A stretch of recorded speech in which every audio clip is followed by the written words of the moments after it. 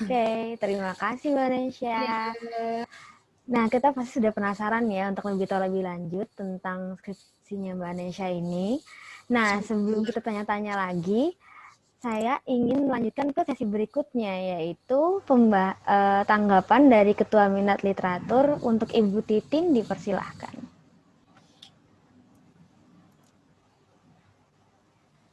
Yang ditanggapi apanya ini? Skripsinya, Ibu. Skripsinya. Atas skripsi yang tadi, iya. Mungkin agak sulit menanggapi ya, karena ini skripsinya kan bimbingan saya juga. Ini saya mau nanggapi. Mungkin lebih gini ya. Ketika skripsi itu sebenarnya prosesnya ada dua. Kadang-kadang ide itu bisa dari dosen ya. Kadang dosen kan melemparkan ide-ide ya di kelas gitu ya. Kemudian itu ini yang berdasarkan pengalaman saya ketika membimbing ya. Ada yang mahasiswa kemudian tertarik dengan ide saya itu, kemudian dia melanjutkannya menjadi skripsi. Nah, kebetulan kalau yang skripsinya Nesya ini memang ide dari Nesya sendiri ya. Jadi Nesya sudah punya bayangan apa yang ingin dia lakukan ya. Dan kemudian mulai apa ya, TWD ya Nesya ya. TWD itu saya udah baca juga gitu. Ini sesuatu yang lumayan menarik ya kalau dari isu gender. Memang banyak mahasiswa yang ke arah feminis tuh banyak sekali. Jadi mungkin satu tips juga kalau mau pakai teori feminis, jangan yang udah gitu-gitu aja gitu loh ya. Biasanya mahasiswa itu pertama yang paling gampang gitu udah cari traditional gender roles gitu ya. Jadi yang semua juga udah mengangkat itu gitu. Jadi mungkin bisa dicari sesuatu yang berbeda gitu. Kadang perempuan tuh biasanya kalau dilihat tuh perempuannya selalu yang lemah atau bagaimana. Jadi mungkin isu-isu perempuan yang kuat itu akan bagus ya. Tapi kemudian dilihat variasinya akan banyak sekali. Nah, kebetulan yang dipakai di objeknya Nesya ini karena kan witch ya. Jadi penyihir ini kan memang sosok yang kontroversial dan dia selalu menjadi antagonis, jarang sekali sebagai protagonis. Mungkin memang ada di beberapa cerita. Jadi ini satu hal yang menarik. Dan yang dipakai di sini adalah tokoh antagonisnya yang dilihat. Ya, banyak kan biasanya kalau skripsi kita lihat ke protagonisnya sebagai cewek yang ditindas gitu ya, karena kan memang kita feminis biasanya melihat women oppression gitu kan ya. Nah ini coba lihat yang lain. Contoh lain mungkin di skripsi lain tuh ada yang melihat dari sisi protagonis, tapi yang dilihat tuh femme fatale gitu ya, di perempuan yang destruktif gitu ya, dilihat tuh destruktif oleh patriarki, tuh dicap sebagai perempuan yang sangat negatif ya penggambarannya, karena dia destruktif, karena dia tuh menghancurkan laki-laki gitu. Tapi skripsi itu nanti berubah berusaha untuk menunjukkan yang lain, bahwa femme fatale itu sebenarnya suatu bentuk feminisme juga gitu kan ya, suatu bentuk perlawanan perempuan yang memberi cap bahwa perempuan jahat itu kan laki-laki kan, atau negatif. Nah itu yang berusaha harus diperlihatkan. Nah hal-hal seperti itu yang mungkin harus ketika nanti memulai skripsi, coba deh cari perspektif yang berbeda gitu ya, dari apa yang sudah pernah orang lakukan, jangan yang standar-standar aja. Meskipun oke lah, misalnya kan Bu baru level S1, oke lah nggak apa-apa. Ketika misalnya tidak bisa yang berbeda banget, Anda kan nggak diharapkan harus menghasilkan suatu teori ya kalau di S1 itu, nggak perlu punya cita-cita nanti saya membuat teori baru tentang feminisme gitu, nggak. Anda bisa mengaplikasikan teori itu dengan baik saja sudah cukup gitu kan. Nah, cuman masalahnya adalah kreatif lah ya, maksudnya mau selalu ingin tahu ya, mencari sendiri. Teori itu nggak mungkin akan diberikan oleh dosen. Jadi dosen itu akan memberikan hanya teori-teori besarnya saja. Ketika misalnya yang dipakai ini masih dalam frameworknya feminist criticism ya, dosen hanya akan memberikan teori feminis itu apa aja. Tapi kan secara spesifik coba tanya sama Nesya, apa diajarkan tentang Firestone, Semprah, dan sebagainya, itu kan nggak ada di mata kuliah. Terus dapatnya dari mana? Gitu. Ya cari sendiri, gitu. Cari sendirinya bagaimana ya? Ketika mulai meneliti ya di TWD, TWD, mulai dari Meset ya, semester 6, TWD. Nah, itu harus mulai banyak membaca jurnal ya terutama, dan di situ sehingga mendapatkan insight baru ya tentang, oh kalau saya tertarik feminis, munculnya begini. Nah, kenapa makanya jadi kayak skripsinya Nesya ini belum pernah yang menggunakan teori itu misalnya gitu ya. Tapi misalnya nanti mahasiswa lain mau pakai teori, oh karena udah pernah dipakai sama Nesya ya, saya juga tertarik karena punya saya ini juga punya kemiripan gitu. Nggak apa-apa gitu ya. Dan nanti hasil skripsinya Nesya ini harus dimasukkan ke dalam tinjauan pustaka ya, literatur review-nya itu dimasukkan, related studies-nya bahwa sudah pernah ada yang melakukan, tapi tetap harus ada pembedanya apa gitu. Ya, jadi apa yang membedakan nanti skripsinya yang lain ya, nanti yang adik-adik juniornya ini misalnya mengacu pada skripsi tentang The Witches ini, cuman pasti hasilnya akan berbeda, jangan cuma sekedar reduplikasi gitu. Ya, pokoknya cuma sekedar novelnya beda, nanti tokohnya berbeda gitu kan ya. Kalau kayak gitu saya bilang itu 1 hari skripsi selesai. Ya, tinggal pakai kan udah pakai Word ya, Microsoft Word itu fine ya. Judul novelnya ya, tadi The Witches by Roald Dahl itu langsung diganti dengan novel apa yang Anda mau pakai gitu kan ya. Ya, novel B yang Anda pakai gitu oleh si ini gitu ya. Itu nanti di find replace gitu aja di Microsoft Word. Tokohnya juga diganti, setiap tokoh witches-nya diganti dengan tokoh apa gitu misalnya ya. Nah, itu udah nggak sampai 1 jam selesai skripsinya ya kan. Itu ya kalau ngomong reduplikasi seperti itu sebenarnya, kalau ya memang meskipun tidak sesimpel itu gitu. Tapi usahakan bahwa ketika membuat skripsi itu ya ada sesuatu yang baru yang ditawarkan gitu loh ya. Apa sih yang menarik dari situ gitu ya. Dan itu juga akan banyak didapat dari diskusi dengan dosen. Jangan apa ya, sungkan-sungkan untuk diskusi dengan dosen mulai dari semester 6 ya, semester 7 itu ketemu dengan dosen-dosen yang menurut Anda mungkin minatnya di situ gitu ya. Jadi makanya kenapa misalnya skripsi yang dihasilkan seperti Nisha tadi, ya karena dia mau mencari sendiri, kemudian juga diskusi dengan dosen-dosen, ya itu hasilnya seperti itu. Ya kadang-kadang kalau kita dan juga rajin ya nulisnya ya, ini masih rajin nulis ya. Bimbingannya termasuk rajin, yang males dosennya ini, dosen pembimbingnya yang menghilang. Mem Titin itu sangat-sangat rajin untuk membimbing. Cuman terdampak pandemi ya di awal-awal itu. Iya benar. Pandemi gitu ya. Ini jadi angkatan yang pertama pada saat bimbingan terdampak pandemi. Ya mungkin itu aja yang bisa saya bagi ya. Jadi mungkin itu komentar sekaligus apa ya, pengalaman ketika pembimbingan yang mungkin yang itu bisa juga jadi gambaran ya buat mahasiswa-mahasiswa yang lain ketika nanti skripsi ya.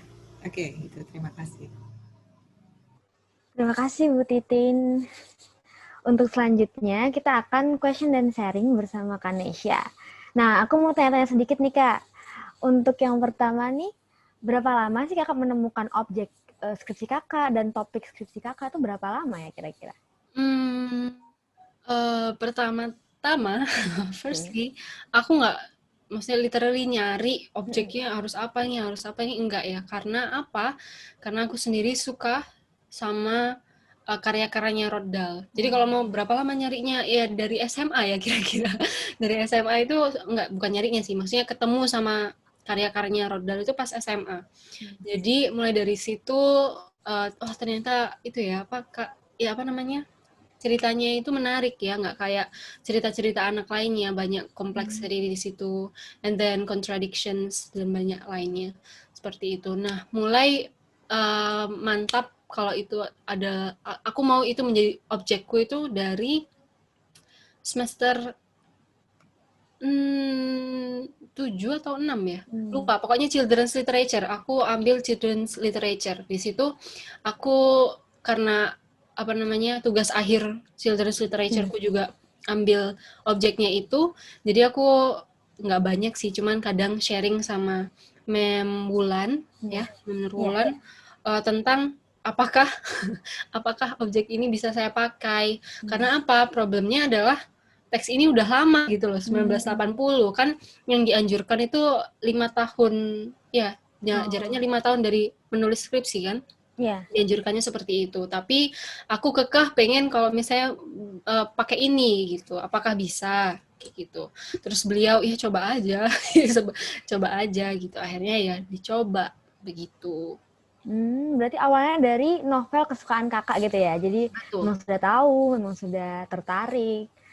Nah, untuk dapet topiknya sendiri, gimana sih Kak ketemu topik tentang witch ini, tentang feminisme ini yang ada di novel ini tuh ketemunya di mana dan bagaimana? Itu karena aku ikut children's literature ya kan, terus aku meneliti The Witches juga untuk tugas akhirku. Jadi aku banyak baca jurnal dari situ. Bukan baca jurnal, baca artikel jurnal di situ. Jadi aku punya banyak literatur review.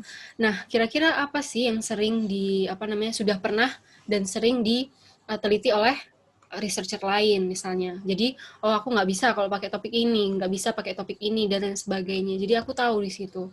Nah, lalu pas aku TWD, pas aku TWD itu aku sering konsultasi ke Memrina. Jadi apakah topikku ini worth to try? Nah, kayak gitu. Jadi aku sering konsul, tapi nggak itu ya, maksudnya ya konsul casual aja gitu loh. Apakah punya waktu gitu, terus tiba-tiba datang aja di situ untuk membahas tentang itu, kayak teori apa yang harus aku gunakan di sini gitu. Jadi awalnya TWD itu aku inget aku pakai dekonstruktif. Jadi Memrina yang menyarankan itu. Cuman ketika aku pikir-pikir, kayaknya susah. Kayaknya susah gitu. Terus akhirnya aku dipinjemin buku tentang feminisme. Jadi buku itu tentang feminisme semua gitu. Terus aku baca, terus nemu deh radikal feminisme itu. Terus aku, apakah bisa ya dengan topikku ini, apakah bisa dengan bukunya, dengan bukti-bukti, data-data yang ada di bukunya, apakah aku bisa pakai radikal feminisme gitu. Terus aku lanjut skripsi pakai itu, radikal feminisme. Terus ya, itu ya, paling penting itu, mencari dosen pembimbing yang sesuai. Gitu.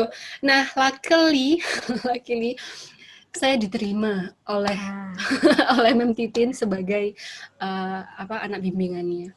Kayak gitu. Wah. Nah, tadi kan kita juga sudah ngomongin tentang teori-teori baru kan, jadi seperti yang udah saya lakuin juga mungkin di semester 3 atau 4, kita kan ada kelas teori ya, teori-teori literatur. Nah, itu biasanya dikasihkan teori-teori yang lebih general. Nah, untuk mencari teori-teori yang seperti kakak tadi, yang teori yang kedua itu kan bukan teori yang ada di kelas-kelas teori besar itu. Untuk tips dan triks mencari teori-teori seperti itu kira-kira gimana ya, Kak? Tips dan trik. Sebenarnya ini nggak terlalu exciting juga tipsnya ya. Tapi seperti yang Mem Titin bilang tadi, just read. Oke, banyak-banyak membaca. Tapi bukan berarti aku ada waktu luang, aku harus membaca. Enggak gitu.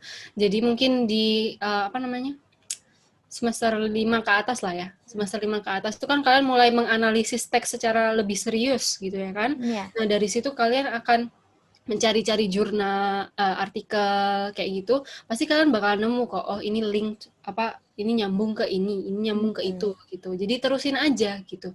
Jadi jangan pelit-pelit kalau baca artikel itu. Yang banyak ya. Benar-benar. Nah, untuk pendapat kakak tentang skripsi kakak sendiri kira-kira gimana ya? Pendapatnya jadi gini, sebenarnya skripsiku itu adalah jerih payahnya banyak orang gitu. Kayak kayak aku tadi bilang kalau misalnya aku konsultasi ke Memrina gitu. Nah, salah satu teori yang aku gunakan, Semprach, itu adalah teori yang Memrina juga sarankan. Gitu. Jadi coba baca ini gitu. Coba baca ini tentang witch gitu kan pokoknya. Tapi coba baca ini. Nah, pada saat TWD aku tidak menggunakan itu gitu. Jadi cuman aku baca dulu apakah bisa gitu kan. Terus and then ya baru aku anuin pas skripsi ini tadi. Terus karena aku yang praktis aja gitu ya. Jadi gini, orang lain itu nggak tahu kenapa itu pengen yang dosen pembimbingnya itu yang santai, ya kan? Jadi yang nggak killer deh, yang nggak gitu. Nah, menurut pengalaman saya ya, sepengalaman saya sepanjang sepanjang kuliah itu Mem Titin adalah dosen yang paling apa ya, tertata gitu. Jadi mau itu tugas, mau itu apa, pasti sudah ada apa namanya waktunya, sudah ada portalnya sendiri dan lain sebagainya. Pokoknya sangat teratur gitu. Jadi aku mau merasa aku ini terkejar gitu loh. Ayo Iya. sudah gimana kayak gitu. Jadi gitu. Itu pertama kali aku mikir aku ingin menjadi bimbingannya Mem Titin kayak gitu. And then aku apply Mem Titin gitu kan. Sempat deg-degan juga, nanti kalau saya nggak diterima gimana gitu. Nanti dengan dosen yang saya tidak ingin, ya meskipun semua dosen itu baik ya kan, cuman saya inginnya itu Mem Titin gitu. Cuman kalau nggak gimana ya, nah gitu. Nah karena itu tadi dengan bimbingan Mem Titin, nah ini beneran loh ya, maksudnya ada dosen yang memang enggak, maksudnya ya pokoknya kalau kamu datang ya saya bimbing, kalau enggak ya enggak gitu. Nah, Mem Titin mau bimbingan enggak bimbingan itu mesti ada draft yang harus dikumpulkan kayak gitu. Jadi ya itu tadi sih, saya bisa di sini karena Mem Titin gitu loh. Karena bimbingannya Mem Titin juga, bantuan-bantuannya, saran-sarannya, bagaimana saya menulisnya. Jadi tertata sekali. Beliau sangat detail kalau mulai masalah format, mulai masalah analisis semuanya gitu. Jadi saya nurut aja gitu. Kalau misalnya ini harus direvisi ya direvisi. Kalau ini dibuang aja ya dibuang aja kayak gitu. Jadi ya kalau orang lain berpendapat bahwa skripsi saya ini bagus, tapi ya itu sebenarnya karena ada orang-orang hebat yang membantu saya untuk menyelesaikan skripsi ini begitu. Jadi nggak cuman karena ideku ini jadi menarik dan lain sebagainya, enggak. Tuh ya porsi terbesarnya Mem Titin sebenarnya. Wah. Itu karena ada saya di sini ya. Coba mungkin enggak loh. mungkin beda ceritanya. Ya justru karena Mem Titin di sini saya itu ini sudah saya pendam sejak lama. Enggak selalu yang bagus-bagus nggak apa-apa loh, kan udah dapat jasa kan ya. Jadi sah-sah aja boleh kok. Iya pokoknya gitu. Iya, jadi yang paling penting, salah satu yang paling penting adalah menemukan dosen pembimbing yang cocok. Betul ya Kak berarti. Sekali. Tapi sayangnya, tapi sayangnya kalian nggak bisa itu ya ketemu Mem Titin ya sebagai dosen pembimbing ya, gitu ya. Lucky me gitu. Oke, mungkin yang sekarang malah lebih beruntung nggak ketemu saya ya. Jadi paling nggak mungkin sampai tahun 2020 pun mungkin nggak ketemu saya untuk bimbing. Sayang sekali nih Bu, tidak bisa. Iya loh. Teman-teman semester 7 ini Bu yang sekarang lagi di room ini. Mungkin ada yang berminat. Masih banyak kok dosen-dosen yang lain yang lebih hebat dari saya. Oh, bisa aja. Aku. Nah, ini ada Pak Pujo. Pak Pujo udah angkat tangan tuh, udah bersedia tuh Pak Pujo. Bukan maksudnya aku nggak ketemu sama Bu Titin juga. Gitu. Oh. Nah, gitu teman-teman, khususnya untuk anak-anak teman-teman yang semester 7 sekarang, jangan lupa ditentukan ya, dipikir-pikir dulu kira-kira skripsi saya nanti cocoknya dengan dosen siapa. Jadi biar nanti skripsi kalian juga lebih mantap. Nah, untuk pertanyaan yang selanjutnya, tadi sudah berbicara tentang kemudahan skripsi. Gimana sih cara membuat skripsi yang dibantu yang lebih bagus dengan dibantu dengan dosen-dosen pembimbing. Nah, untuk kendala-kendala yang ditemukan oleh Kak Nesha selama mengerjakan skripsi, kira-kira apa saja ya, Kak? Kendala yang pertama, pandemi ya. Jadi di tengah-tengah bimbingan gitu, tiba-tiba langsung hilang gitu aja, harus bimbingan secara online. Tapi karena apa ya? Enggak, kalau misalnya saya bilang pandemi itu sangat hinder my process of finishing my thesis, itu enggak juga sih, karena Mem Titin canggih sekali, jadi bimbingan kapanpun pasti bisa gitu loh. Pasti ada bimbingannya gitu loh. Nah, yang paling susah yang untuk dihadapi itu adalah keinginan untuk menulis gitu. Jadi sebenarnya kalau misalnya ini observasiku aja sih ya, selain pembimbing yang bisa kerja sama kita, juga kemauan gitu. Kamu kalau mau maju ya ayo berproses setiap hari itu ada hasilnya gitu loh. Setiap hari kamu ada hasil analisisnya. Meskipun hanya satu paragraf gitu. Nah, aku ya sempat down juga kan karena pandemi. Sempat sebulan nggak sih itu, sebulan aku nggak ngapa-ngapain, nggak megang skripsi dan lain sebagainya karena aku mogok gitu. Nah, itu sih kendalanya. Nah, sekarang juga kan kita lagi dalam masa pandemi juga nih ya, Kak. Dan anak-anak semester 7 pun juga sedang melakukan TWD yang mana banyak sesi-sesi diskusi juga dengan dosen. Yang dimana kalau kita lagi pandemi ini cukup susah juga. Nah, kira-kira Kakak ada tips nggak menghubungi dosen atau menanyakan tentang topik skripsi di kala-kala pandemi ini? Oke. Ini sebenarnya nggak ada bedanya kalau misalnya kita ada di kondisi yang tidak pandemi atau pandemi, pokoknya inisiatif aja gitu loh. Ini loh yang paling penting ya. Kalau misalnya kamu ingin memperjuangkan topik skripsimu, kamu ingin memperjuangkan teorimu, ya inisiatif gitu loh. Konsul. Kalau kapan, ya tergantung dosennya bisanya kapan sih, cuman ada inisiatif gitu loh, nggak nunggu, oh nanti aja, nanti kan pasti ada sesi konsultasi, nanti kan pasti ada ini. Jangan nunggu ada itu dulu. Jadi kamu kalau mau konsul kan lebih enak private ya kan? Iya. Maksudnya orang per orang aja gitu loh. Jadi inisiatif lah ya, jangan nunggu dicari dulu sama dosennya atau jangan nunggu ada dibikinin sesi konsultasi gitu, jangan ya, pokoknya inisiatif aja. Kalau misalkan kalian sedang ini topikku bener nggak ya, ini topikku bisa nggak ya, ya inisiatif tanya ke dosen, kalau ini tuh bisa nggak ya gitu loh. Nah ya meskipun nggak harus ke dosen TWD juga, bisa ke dosen yang lain. Jadi kalian harus tahu dosen ini tuh expertise-nya di mana dan lain sebagainya. Gitu. Inisiatif. Benar-benar. Jadi untuk teman-teman yang sedang TWD juga, yang mempunyai kendala biasanya dalam pencarian topik atau tentang objeknya, mungkin nanti bisa tanya-tanya langsung ke dosen yang menurut kalian cocok untuk ditanyakan pertanyaan seperti objek apa yang akan kalian pilih atau topik apa yang akan kalian masukkan ke dalam skripsi kalian. Nah, ini salah satu pertanyaan lagi nih, agak-agak menyinggung objeknya juga nih Kak. Kenapa sih Kakak lebih tertarik dengan buku children literature, yang mana sebenarnya bukunya kan novel, jenis novel kan ada banyak. Dan sekiranya mungkin dulu waktu TWD atau metode kan pasti mahasiswa-mahasiswa sedang bingung di mana apakah memilih novel yang ini atau novel yang ini. Kira-kira dulu Kakak pernah nggak sih pada masa seperti itu bingung antara memilih objek, memilih topik, dan sebagainya? Pernah, sangat pernah, sangat sering maksudnya.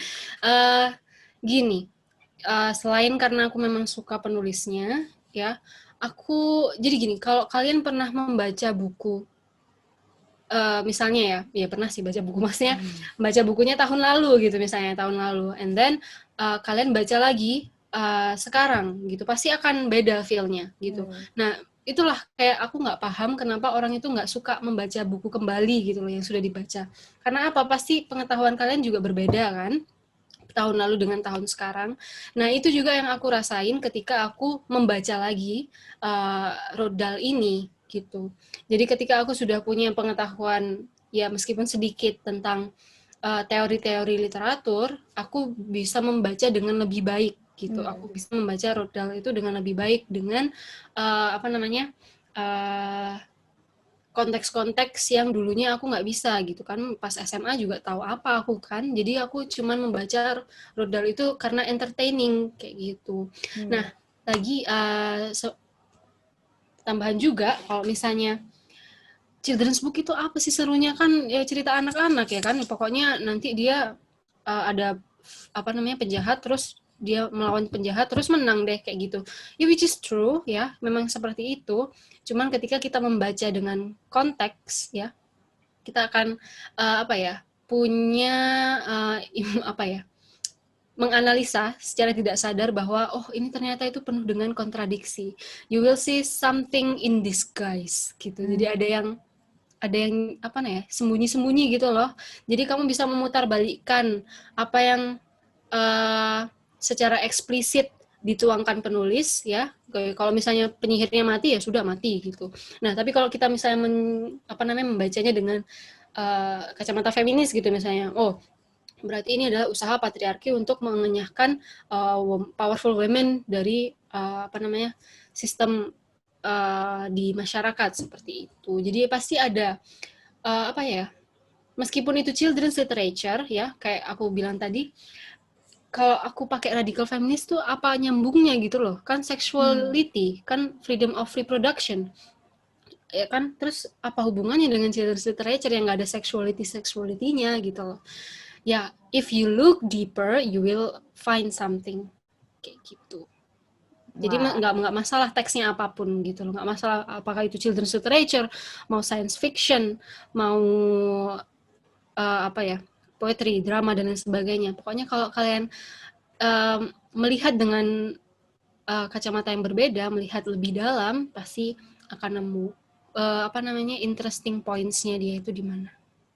Oke, bener. Jadi mungkin dengan adanya kelas-kelas seperti kelas-kelas teori, itu di mana kita bisa belajar membaca novel dengan kacamata yang berbeda ya Kak ya. Jadi dulu kita bacanya sekedar untuk entertainment, tapi setelah kita membaca misalnya feminisme, jadi kita bisa lihat, oh ternyata di sini ada isu feminisme yang bisa kita teliti. Betul. Benar.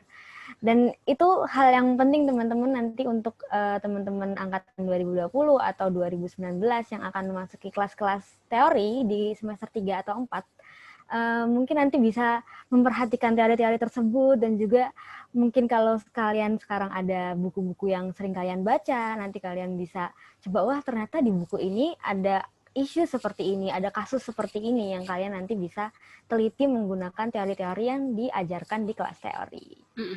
Nah, seperti itu untuk question and sharing-nya, Kak.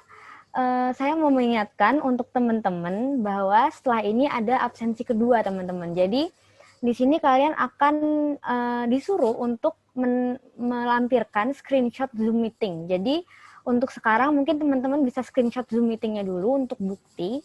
Setelah itu nanti link-nya akan dikirimkan di chat room. Setelah linknya dikirimkan di chat room, kalian bisa kirim screenshot Zoom meeting-nya dan juga mengisi absensi. Dan jangan lupa, absensi kedua ini merupakan pendataan untuk sertifikat. Jadi jangan lupa diisi ya, teman-teman. Nah, untuk sesi selanjutnya adalah sesi tanya-jawab. Di sini saya akan buka sekitar 5-6 pertanyaan. Untuk teman-teman boleh cantumkan nama dan angkatan di chat untuk ini ya, untuk everyone. Jadi nanti saya bisa milih sekitar 5-6 orang untuk mengajukan pertanyaan. Yuk, yang mau mengajukan pertanyaan silahkan ketik namanya di kolom chat.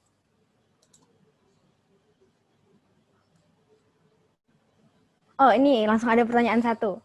Jadi untuk pertanyaan untuk Raihan Damar, sekiranya bisa disampaikan sendiri dengan menyalakan kamera dan mikrofon, kira-kira bisa tidak? Halo, Raihan Damar.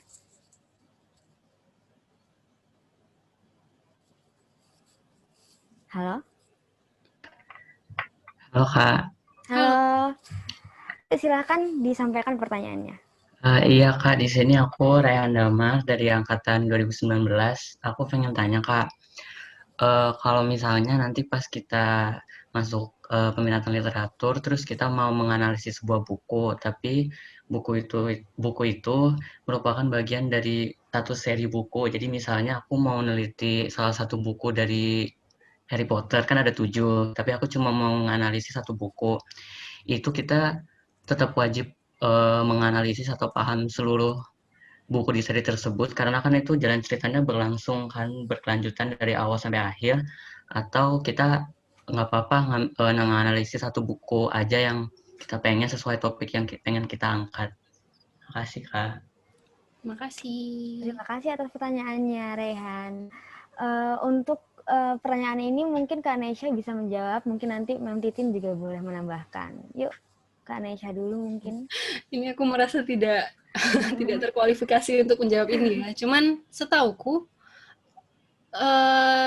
you just have to focus on your object gitu ya. Mungkin untuk seri-seri sebelumnya, misalnya untuk memberikan background kayak karakter ini dulunya ngapain gitu loh, kayak gitu. Mungkin hanya untuk sebagai background aja gitu loh, nggak yang sebelum-sebelumnya harus kamu analisis, enggak. Kan setiap maksudnya setiap buku dalam satu seri itu kan punya adventure yang berbeda atau alur yang berbeda gitu ya. Jadi mungkin karakternya juga berbeda gitu.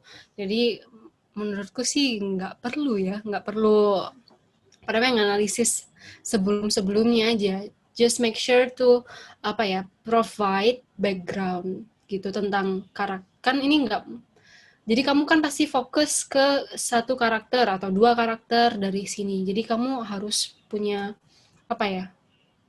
ya jadi provide background-nya aja gitu. Coba tolong Mem Titin. Iya, boleh mungkin nanti Mem Titin sekalian ditambahkan.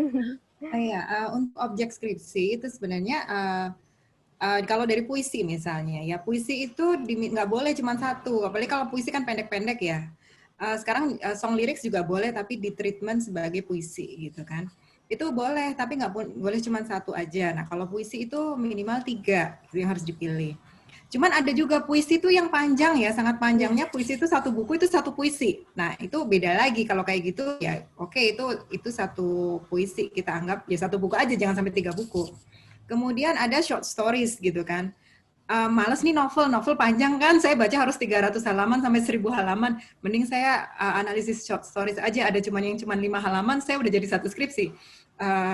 Nggak boleh gitu juga. Kalau short stories itu juga minimalnya ada, jadi minimal 3 gitu. Nah, bagaimana memilih yang 3 ini gitu ya, 3 puisi tadi atau 3 short stories. Nah, itu kan harus dilihat benang merahnya apa gitu kan. Kenapa yang dipilih 3 ini gitu. Bisa dari pengarang yang sama, bisa dari pengarang yang berbeda, tergantung tujuan kita apa. Nah, itu makanya dari awal tujuan menelitinya apa, fokus penelitiannya apa, atau kita biasanya ke mahasiswa apa sih isu utama yang ingin diangkat. Nah, itu loh. Dan yang bisa ditemukan di ketiga karya itu.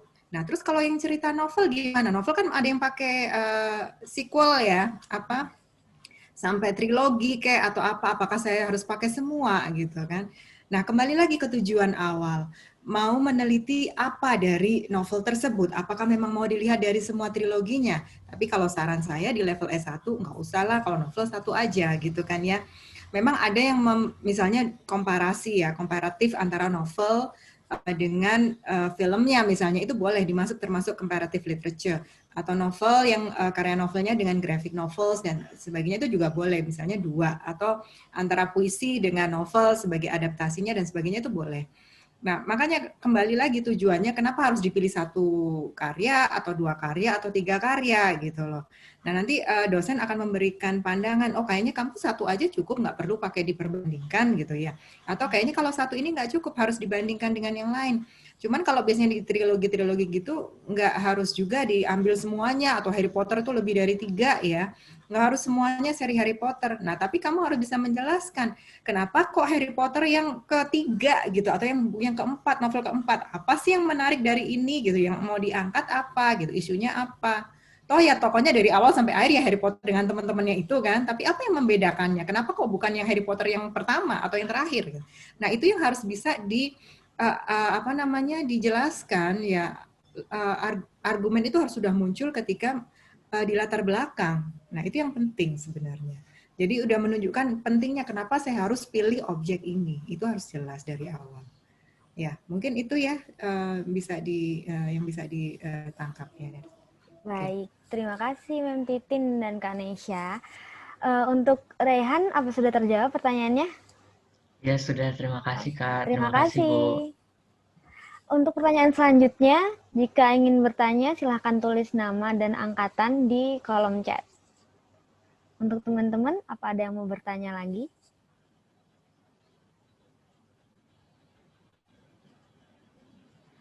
Oke, ini ada Yuliatur Rohmah.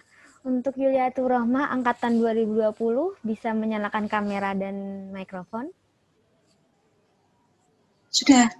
Halo, iya. Silakan bertanya sendiri, nggak apa-apa.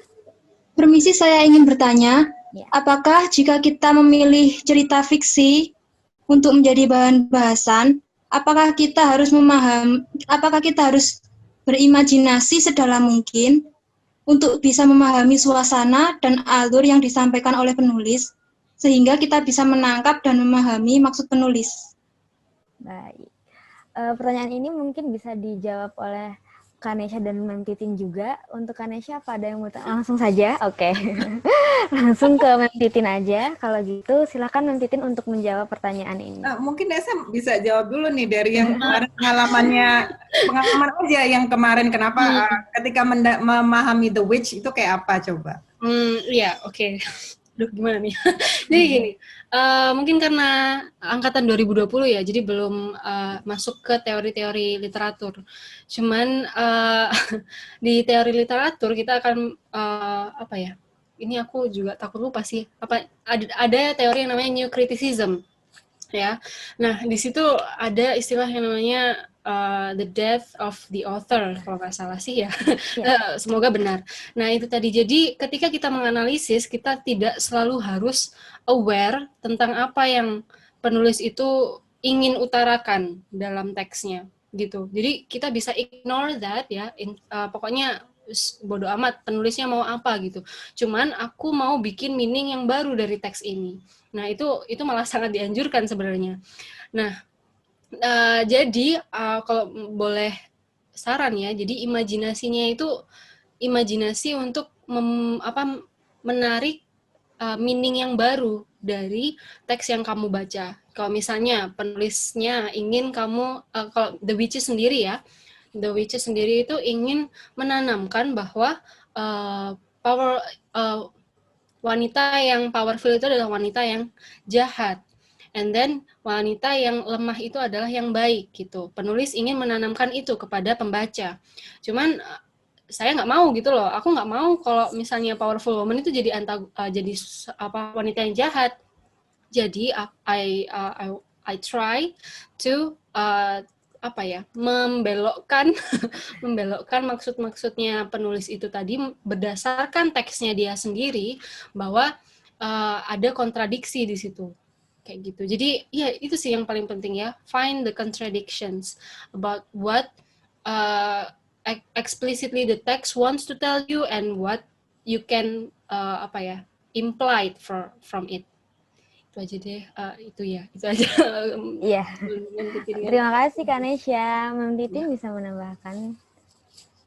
Oke, ya tadi sudah tepat sebenarnya yang sudah dibilang sama Nesha ya. Jadi sebenarnya kembali mau pakai teori apa, jadi pendekatannya apa dulu gitu kan.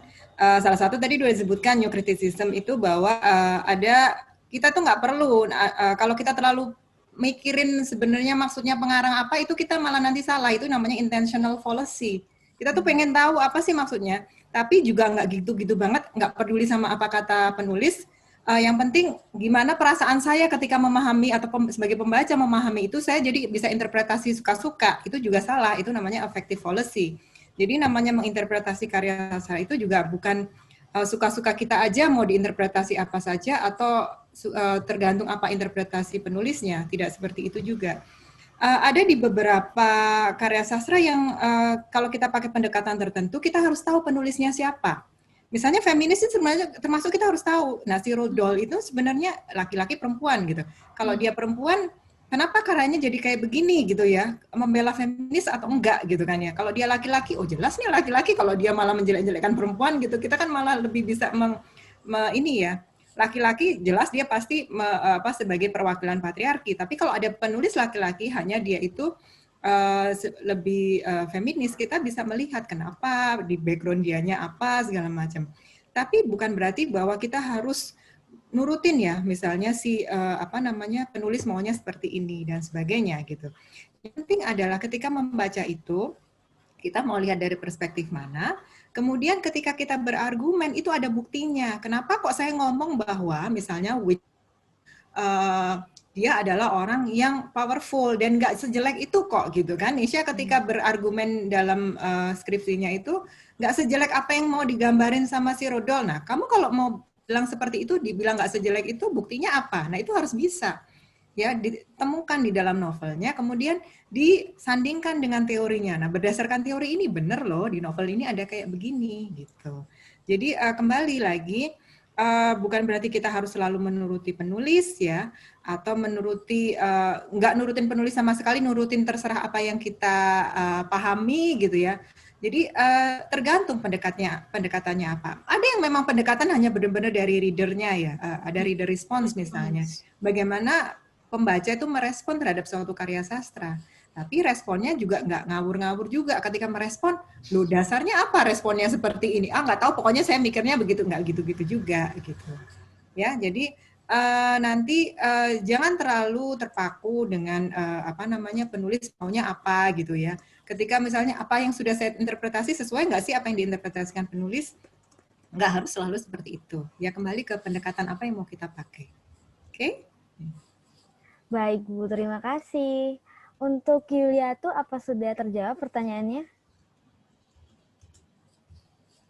Sudah, Kak. Oke, terima kasih. Untuk teman-teman yang lain, apa ada yang mau bertanya lagi? Silahkan kirimkan di komen.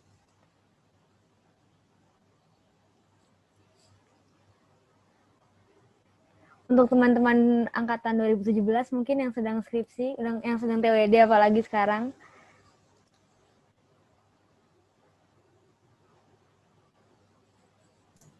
Gak ada masalah kayaknya yang TWD ya, kayaknya lagi enjoy dengan TWD-nya kayaknya ini. Kalau nggak ada, saya yang nanya deh, Bu.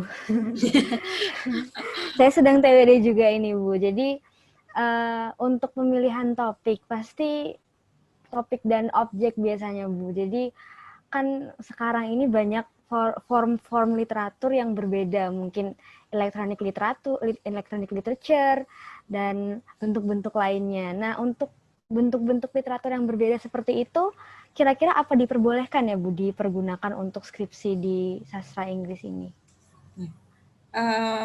Saat ini kan memang mungkin tadi kayak punya Nesya ini kok tahun 80-an, nggak ada batasan kok sebenarnya yang harus dipakai itu tahun berapa. Yang tahun 1600 atau 1500 Shakespeare itu juga boleh gitu. Hanya ya, nah itu tadi kalau misalnya karya Shakespeare, Anda mau pakai itu sebagai skripsi, Anda kan harus memastikan bahwa belum ada yang meneliti sama plek. Nah, itu kan susahnya di situ gitu kan. Udah terlalu banyak yang meneliti. Kecuali misalnya karya Shakespeare itu nanti mau dikomparasi dengan karya kontemporer gitu kan. Mungkin itu sesuatu yang baru gitu. Ada puisi baru gitu yang sebenarnya itu merupakan adaptasi dari Shakespeare gitu kan misalnya. Sama seperti mungkin kemarin sempat ada era-era mashup literature ya, jadi karya-karya Jane Austen gitu ya, atau Shakespeare pun bahkan gitu, Shakespeare and the Undead itu juga ada kan seperti itu. Nah itu ada suatu yang kebaruan di situ. Nah terus karya-karya yang baru lagi ini gimana? Kan ada sekarang juga game itu kan banyak menggunakan narasi ya.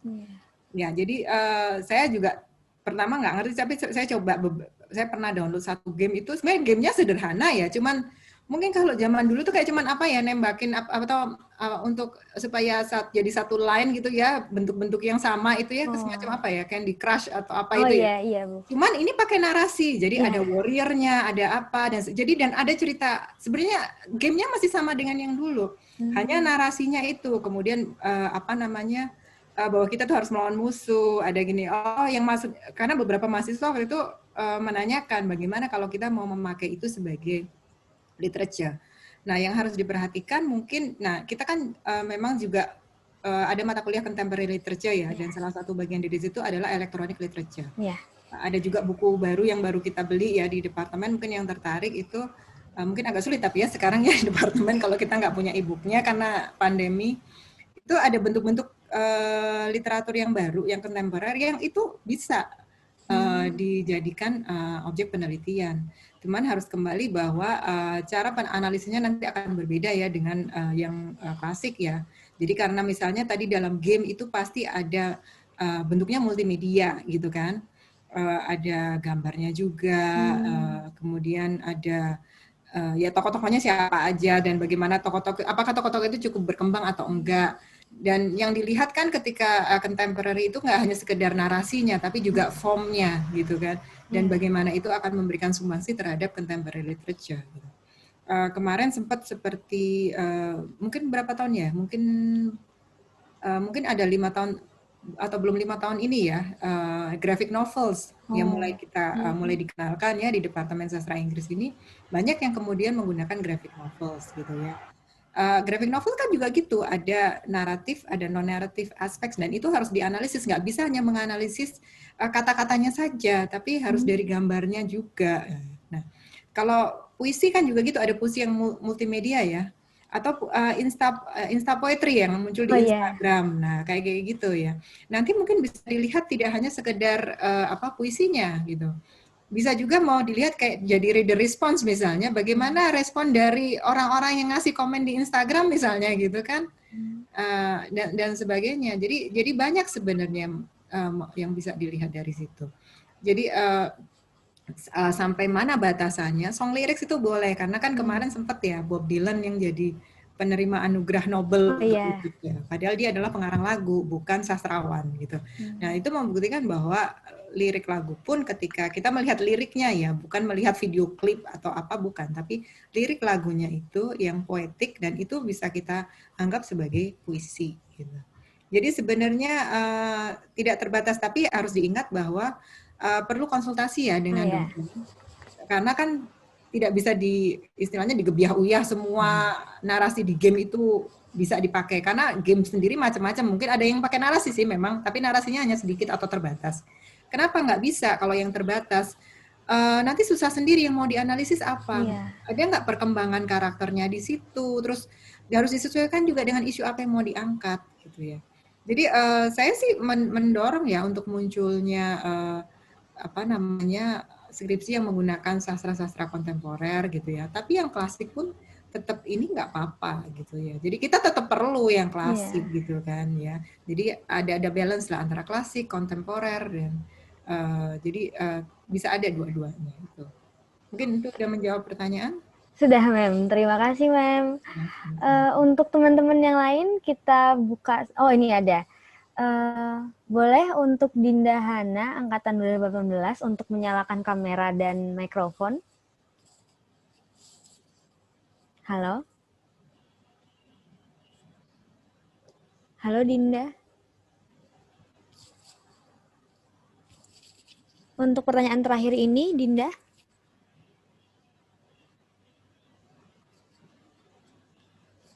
Dinda, halo. Malu. Nggak apa, Dinda. Halo, Dinda. Ya sudah, kalau Dindanya tidak ada, mungkin saya bacakan ya. Jadi ini untuk objek yang akan digunakan untuk skripsi, kan tadi Kak Nesha menyebutkan 3 karya sastra yang dapat kita gunakan. Salah satunya adalah drama. Untuk drama yang digunakan, apakah itu dalam bentuk skrip atau penampilannya? Jika dalam bentuk penampilan, untuk menginterpretasi mungkin akan menggunakan beberapa sign yang ditunjukkan. Nah, apakah itu termasuk interpretasi atau membaca sign? Karena sejauh ini yang saya tahu membaca tanda banyak dilakukan di fokus Cultural Studies. Jadi saya masih bias apakah ini akan menjadi fokus literatur atau CS. Terima kasih. Untuk audio, oke. Untuk pertanyaan ini susah-susah ya. Ayo lo. Gimana ini? Ini ada dosen CS juga, nanti mungkin bisa menambahkan. Ya, Saya itu Pak Pujo. Aku menjawab sepahamku aja. Iya, boleh. Oke, jadi kalau misalnya kamu masih bias cultural studies atau literatur, begini, kalau kamu milih skripnya, itu kan kamu juga bisa melihat bagaimana maksudnya X itu ditampilkan, itu kan ada di situ Q-nya maksudnya. Nah, jadi memang kalau misalnya kamu mau melihat penampilannya secara itu ya, real ya penampilannya, mungkin CS ya lebih tepat. Tapi kalau kamu menganalisis skripnya, itu mungkin lebih tepat di literatur, ya kan, karena itu teks, jadi kita bisa menganalisis teks itu secara satu kesatuan fiction seperti itu. Kalau saya sih itu sih, susah banget itunya pertanyaannya. Oke, Mem Titin bisa menambahkan, Mem Titin? Katanya tadi Pak Pujo. Pak Pujo saja nih. Oke. Pak Pujo, halo. Ya, wadaw. Iya. Bagaimana, Pak? Sebetulnya lebih begini ya. Kalau kita menemukan sebuah produk budaya, karena ini perspektif saya kan CS, ngomongnya mesti produk budaya, maksudnya teks gitu ya, dalam perspektif ilmu kritis itu kan adalah semua ini kan adalah teks yang memiliki karakteristik yang hybrid, artinya bisa kemana gitu ya, bisa ke sana, bisa ke sini, bisa ke situ kan gitu ya, memiliki beberapa elemen.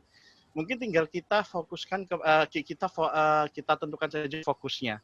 Itulah mengapa dalam setiap penelitian termasuk skripsi itu selalu diminta untuk menentukan scope and limitation. Karena melalui scope and limitation itu kita bisa menentukan penelitian apa yang akan mau kita lakukan. Saya ambil contoh begini, sebelum saya mengomentari tentang drama itu tadi ya. Contoh, karena tadi saya sayup-sayup gitu mendengar disebut misalnya tentang game.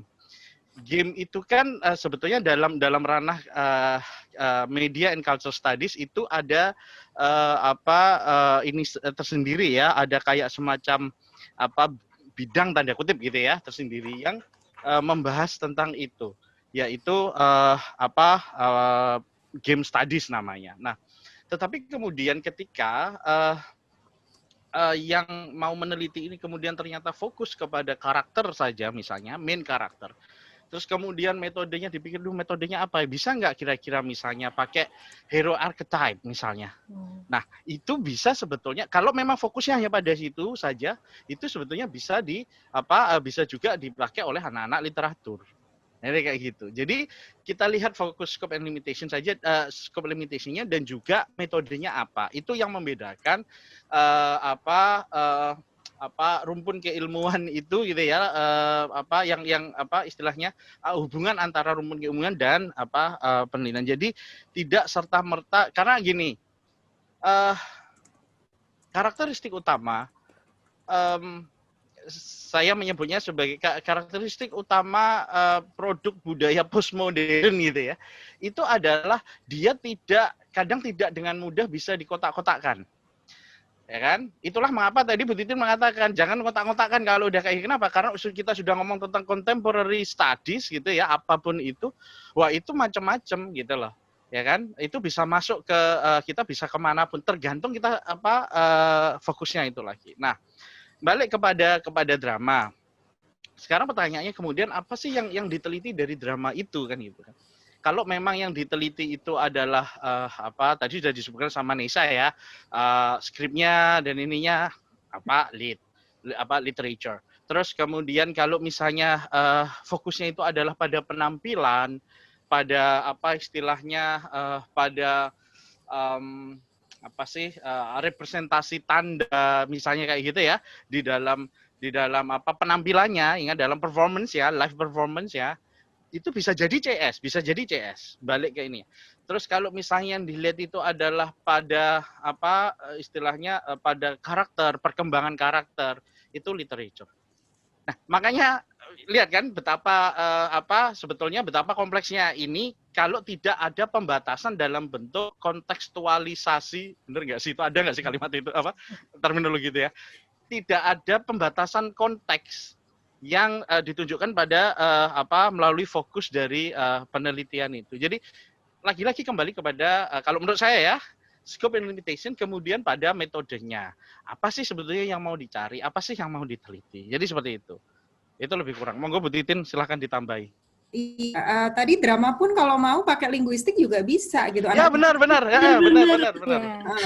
Karena itu sebenarnya bahkan sebenarnya kalau film pun anak lit itu juga tetap bisa karena banyak film itu merupakan adaptasi gitu. Jadi misalnya mau lihat itu sebagai comparative literature itu akan masuk ke lit membahas film gitu ya. Jadi sebenarnya objek itu tidak menentukan apakah dia nanti masuk ke linguistik, literature atau CS ya, bukan objeknya yang menentukan, tapi apa pendekatan yang mau kita pakai.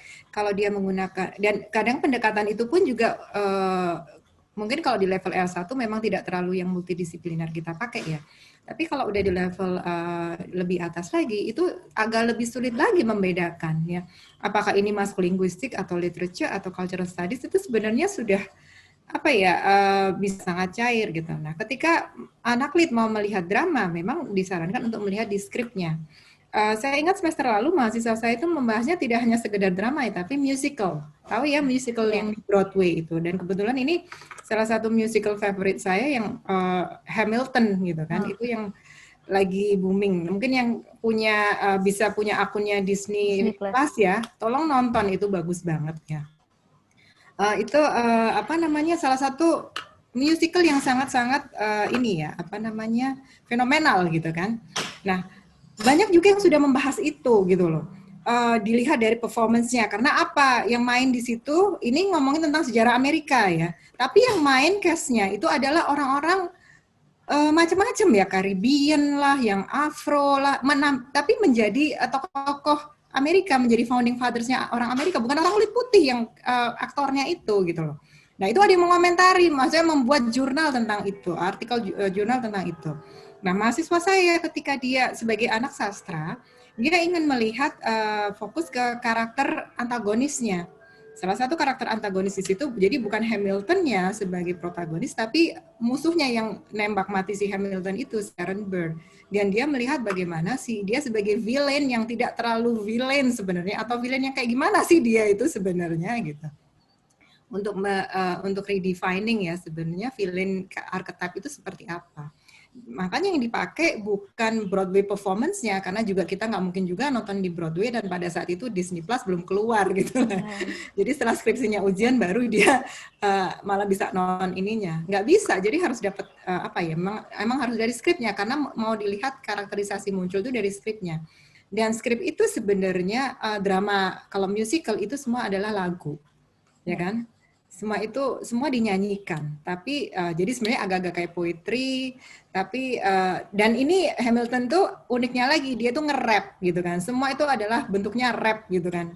Jadi ini memang makanya sangat fenomenal lagi, bukan kayak Phantom of the Opera yang nyanyinya sampai kayak seriosa gitu-gitu enggak, jadi dia bener-bener rap gitu banget.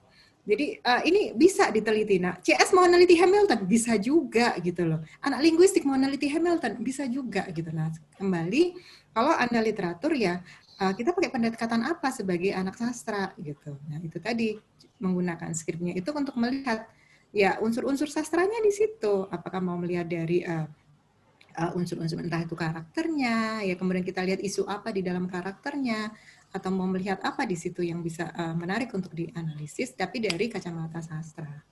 Tuh. Ya, mungkin ini sudah menjawab ya. Ya, untuk tadi yang bertanya sudah terjawab ya pertanyaannya. Ini tadi audio dan kameranya lagi tidak bisa digunakan. Nah, untuk pertanyaan yang terakhir sebelum kita menutup forum kita, ini ada pertanyaan dari Anissa Antasofia dari angkatan 2017. Mungkin untuk Anissa bisa menyalakan mikrofon dan kamera. Iya, bisa langsung ditanyakan pertanyaannya. Oh, oke. Jelas suaranya? Sudah. Ya, oke. Kan aku mau meneliti sebuah novel. Nah, ternyata waktu aku cari literatur review-nya, ada salah satu skripsi dari univ lain, itu tuh objek, fokus, dan teorinya tuh sama gitu. Dan di statement of the problem-nya hampir mirip gitu. Lalu apakah saya boleh melanjutkan penelitian tersebut atau harus mengganti atau seperti apa ya? Terima kasih. Baik, terima kasih atas pertanyaannya. Mungkin pertanyaan teknis seperti ini bisa dijawab langsung oleh Mem Titin. Iya.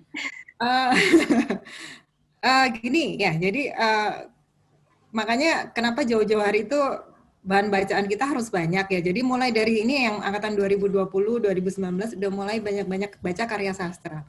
Meskipun nanti ternyata nggak di minat literature, nggak apa-apa gitu loh. Saya dulu juga S1 saya linguistik gitu, tapi saya suka baca sastra gitu.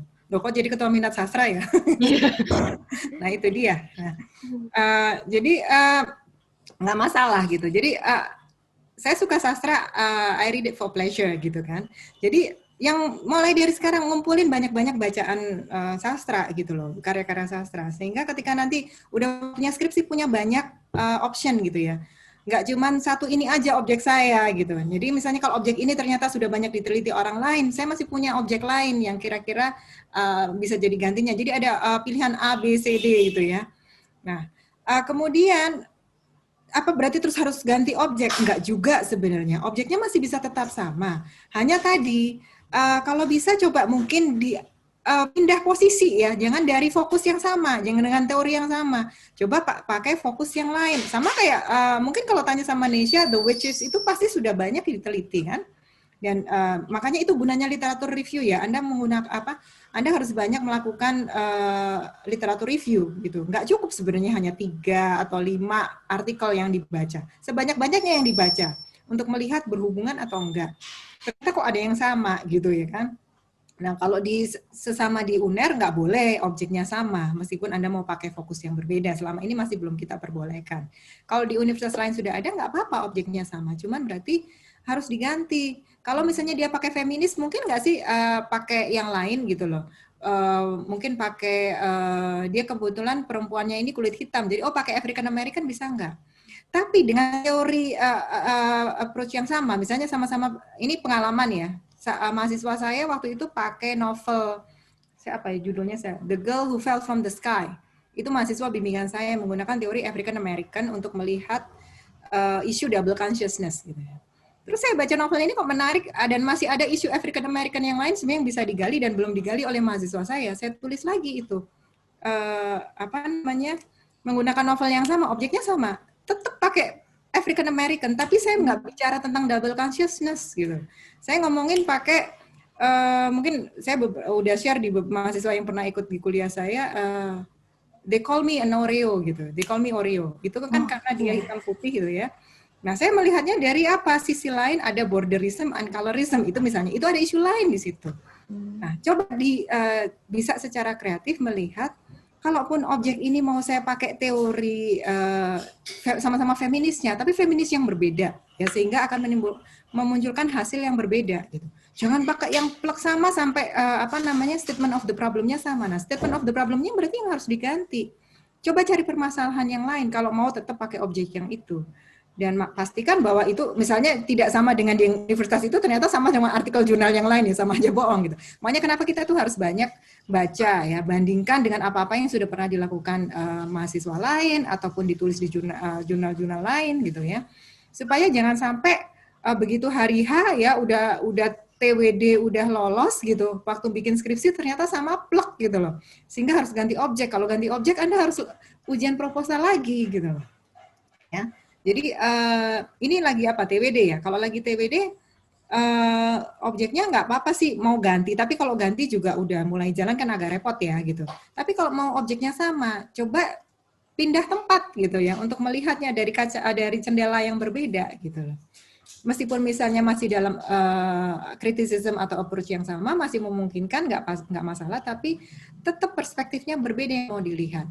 Mungkin bisa juga dilihat dari tokohnya yang berbeda yang jadi fokusnya. Gitu ya.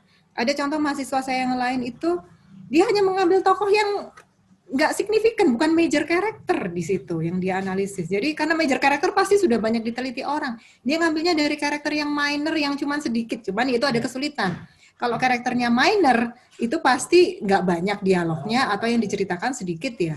Jadi kita harus kreatif untuk bisa mencari data terkait karakter tersebut. Oke, ya itu mungkin yang bisa saya. Baik, terima kasih Bu Titin. Untuk Anissa, apakah pertanyaannya sudah terjawab? Ya, sudah. Terima kasih. Baik, terima kasih. Untuk teman-teman, jangan lupa mengisi absensi ya di link yang sudah diberikan di kolom chat. Nah, untuk menutup sesi hari ini, terima kasih untuk Kanesha Evelyn, Ibu Titin, dan Bapak Pujo yang sudah join forum hari ini. Dan terima kasih juga untuk teman-teman, semoga forum hari ini dapat bermanfaat untuk teman-teman di selanjutnya. Jangan lupa isi absen dan wassalamualaikum warahmatullahi wabarakatuh. Waalaikumsalam warahmatullahi wabarakatuh. Waalaikumsalam warahmatullahi wabarakatuh. Waalaikumsalam warahmatullahi wabarakatuh. Waalaikumsalam warahmatullahi wabarakatuh. Terima kasih Bu Titin. Terima kasih Terima kasih Bu. Makasih Pak Nitya, makasih Bu Titin, makasih Pak Pujo. Makasih Batman, makasih Superman. Loh. Hmm.